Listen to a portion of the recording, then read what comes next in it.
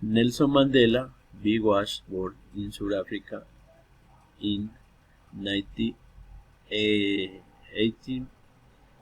He was a leader against apartheid and segregation policy that discriminated against African natives. He and his friends were imprisoned after 27 years. Mandela was president between 1994 and 1990.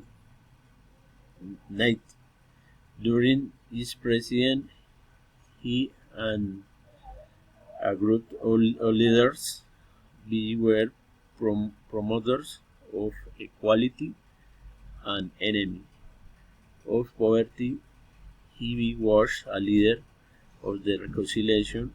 He was the winner of the Nobel Peace Prize in 1993.